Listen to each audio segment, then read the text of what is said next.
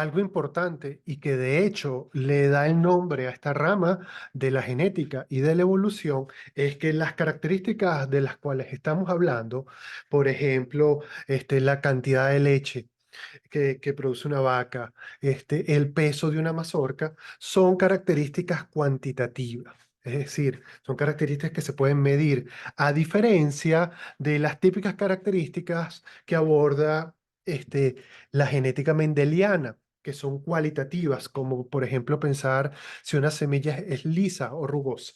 Bueno, este tipo de características, por ejemplo, el largo del cuerpo, el peso de algo, bueno, cuando uno trabaja con este tipo de características y uno las mide en una población, entonces uno se da cuenta que los individuos de la población tienen diferentes valores para esta característica. Prácticamente cada individuo tiene un valor diferente. Entonces, en estos casos, para caracterizar a la población, es adecuado utilizar los momentos estadísticos. Es decir, por ejemplo, la media, la varianza. Bueno, también es importante decir que toda característica cuantitativa puede ser transformada en una característica cualitativa. Por ejemplo, si nosotros en una población decidimos que hay un umbral a partir del cual, digamos, los pesos, las alturas son altas o bajas, bueno, entonces de esa manera algo que es como la altura en esencia cuantitativa se puede transformar en cualitativa. De igual manera, características cualitativas pueden ser transformadas en cuantitativas. Por ejemplo, si estamos hablando del color de algo, que puede ser blanco o azul, si uno mete la lupa y, por ejemplo, calcula la cantidad de pigmento que hay en las diferentes variantes que pudieran existir, de esa manera, una característica que en principio uno podría considerar cualitativa se transforma en cuantitativa. ¿Sí? Ok. Entonces, para nosotros aquí, ¿verdad? Que nos vamos a centrar con en estas características, ¿verdad? Porque estamos en genética, estudiando ahorita genética cuantitativa. Entonces, bueno, una forma, algo que tiene sentido para nosotros es calcular las medias y las varianzas, ¿no? Entonces, buena parte de, de, de este tema se nos va a ir en calcular la media, que va a ser fácil, pero luego la varianza que requiere cierto trabajo. Ahora, bueno, este tipo de características, las características cuantitativas, eran el objeto de estudio de una escuela inglesa que surgió a partir de los trabajos de Darwin, que se conoce como la escuela biométrica, ¿verdad? En contraposición del tipo de características que estudiaban, por ejemplo, Thomas Hunt Morgan, ¿verdad?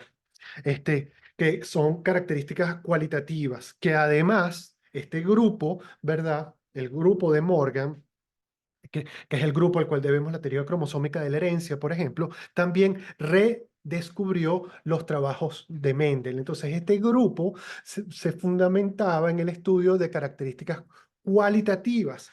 Entonces, había una diatriba entre ambos grupos. Por ejemplo, la escuela biométrica, donde hay grandes figuras como Galton, que es un protagonista de este tema, lo vamos a ver más adelante, planteaban que, bueno, que esas eran características que en realidad eran irrelevantes porque, bueno, se considera que la mayoría de las características son cuantitativas y además que la mayoría de las características relevantes son cuantitativas. Entonces había como una serie de desprecio entre ambos grupos, ¿no? Sobre todo desde la escuela biométrica a este nuevo grupo que había surgido. Ahora, un primer golpe de genialidad de Fisher fue el hecho que logró unir estas escuelas. Y lo hizo de la siguiente forma. Bueno, lo primero es que Fisher planteó, bueno, ¿qué tal si estas frecuencias mendelianas que nosotros conocemos, bueno, qué tal si se pueden aplicar para explicar las características continuas? ¿Y qué tal si las diferencias entre unas y otras en realidad están en la base genética que hay en ambas? Es decir, el planteamiento de Fisher es que la base genética de las características cuantitativas es más ancha. es más amplia. ¿Esto qué quiere decir? Que hay un mayor número de genes involucrados. Y entonces, por ejemplo, en esta imagen, lo que vemos es que a partir que aumenta, es decir, con un caso de codominancia, nosotros podemos tener tres clases fenotípicas para un gen. Con dos genes se aumenta el número de clases. Con tres genes se aumenta aún más el número de clases. Y ese es el argumento de Fisher. Entonces, Fisher lo que nos plantea es que, por ejemplo, si suponemos el color, la coloración de una flor, y entonces, y esta coloración la estudiamos cuantitativamente en términos de qué tantos pigmentos tiene la flor. Y suponemos que hay dos tipos de alelos. Los alelos que vamos a llamar mayúsculas y los alelos que vamos a llamar minúsculas. Y que cada uno de estos alelos hacen contribuciones diferentes a la formación del fenotipo. Por ejemplo, ¿qué tal si suponemos que los alelos minúsculas solamente contribuyen con 0,25 a la formación, 0,25 en términos de unidades de pigmento a la formación de los fenotipos? Entonces, por ejemplo, este genotipo, ¿verdad? Que está compuesto por puros alelos minúsculas, bueno, tiene 4 alelos minúsculas, entonces su valor en términos de fenotipo es de 1 unidad de pigmento. Y vemos que de esta manera podemos construir todos los posibles fenotipos. Ahora, la frecuencia de cada uno de estos fenotipos, ¿de qué depende? Bueno, lo que nos dice Fisher, ¿verdad? Es que, bueno, si suponemos que en este caso la característica está determinada por dos genes y suponemos que cada uno se comporta con las frecuencias mendelianas, entonces, por ejemplo, este genotipo que hemos venido hablando, ¿de dónde va a surgir? Va a surgir del producto de esto por esto, de un cuarto por un cuarto, que es 1/16. Y 1/16 es precisamente un número muy cercano a 0,06. ¿Sí? Bueno, entonces esto se puede generalizar de esta manera, ¿verdad? Entonces en este caso, esta n sería 2, pero sirve para una base genética de cualquier tamaño, para cualquier valor de n. Entonces, si a esto, ¿verdad? Que es la base, es decir, si suponemos que las características cuantitativas pueden ser comprendidas, su formación de fenotipos de esta manera, ¿verdad?